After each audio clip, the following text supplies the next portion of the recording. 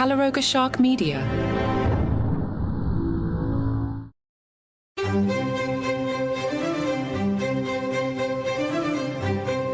Hello and welcome to Palace Intrigue. I am your host, Mark Francis.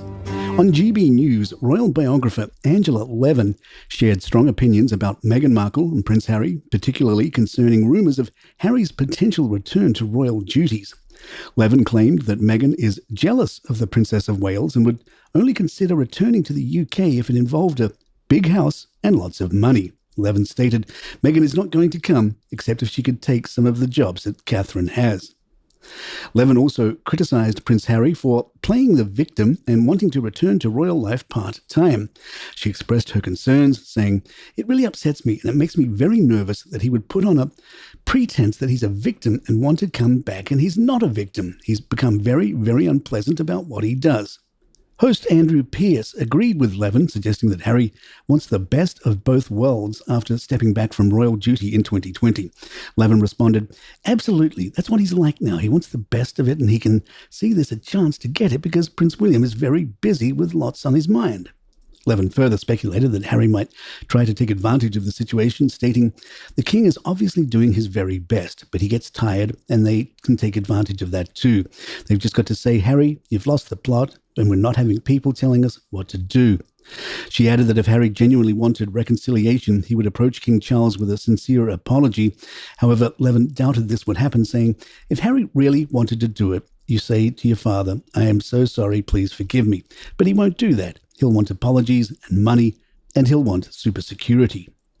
Host Nana Akua also weighed in, suggesting that Project Meghan in California has unraveled, which might be why Harry is considering a return to the UK. Levin agreed, adding, "Meghan always calls herself a global something or other. She's not. That's one of the huge reasons why she's not interested in the UK."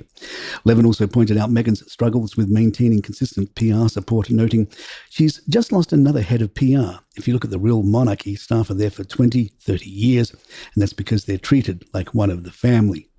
The Daily Beast shared, allies of Prince William told the Daily Beast that Harry was a broken record who was pretending to not get the message that he is not wanted.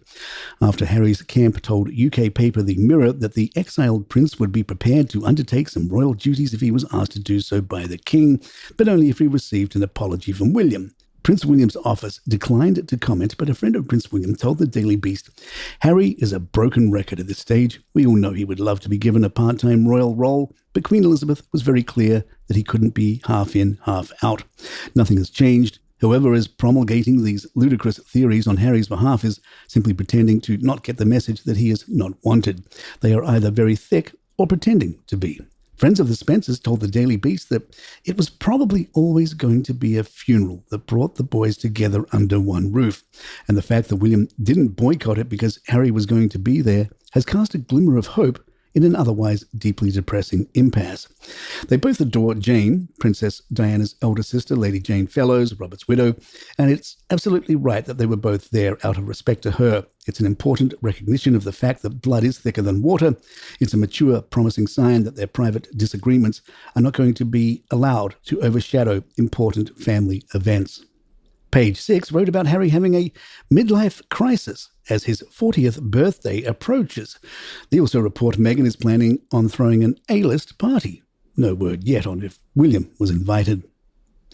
In the Evening Standard, Melanie McDonough writes, apparently it's called Operation Bring Back Harry.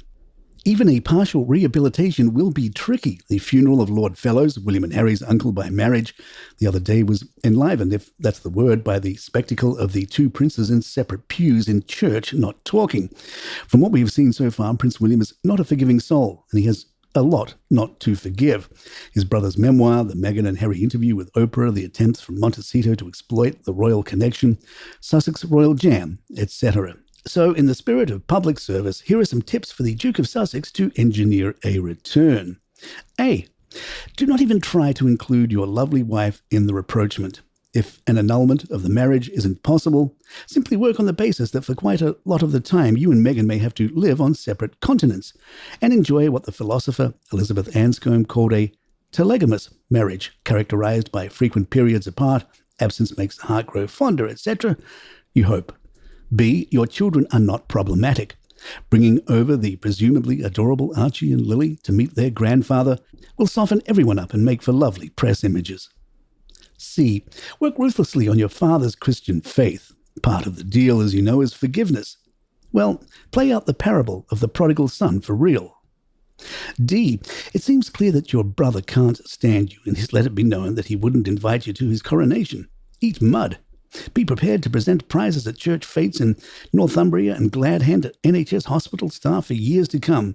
Embrace veterans. You're really good with veterans. There should be no event too small for you to attend. E. This is really important. Suck up to your aunt, Princess Anne. She is the model of the hard-working royal. Get her on side. Everyone is scared of her. If she wants you back in the fold, that's where you'll be. F. Cheer up. You have something to offer which the others don't. The appealing spectacle of the black sheep returned. The royal family, as you have intimated in your book, live in perpetual terror of becoming marginalized and redundant and unloved. You, for all your faults, have a charisma that your boring Uncle Edward does not. Make the most of it. But G, as per A, do not even attempt to include the Duchess in the deal. Forgiveness has its limits. Palace Intrigue will be right back. Queen Elizabeth had some inappropriate photos taken of her. Now, before you get too excited, it seems Her Majesty had her hands in her pockets. Despite being one of the most photographed women in the world, nearly all her official photos portrayed her in formal, regal poses, reflecting her status as a monarch. However, according to Angela Kelly, the Queen's personal dresser and close friend, there was one type of photograph the Queen longed to take, a relaxed, informal shot with her hands in her pockets. This desire was considered inappropriate by her advisors, including the Queen Mother, who advised against it, perhaps fearing it would undermine the dignity of the monarchy.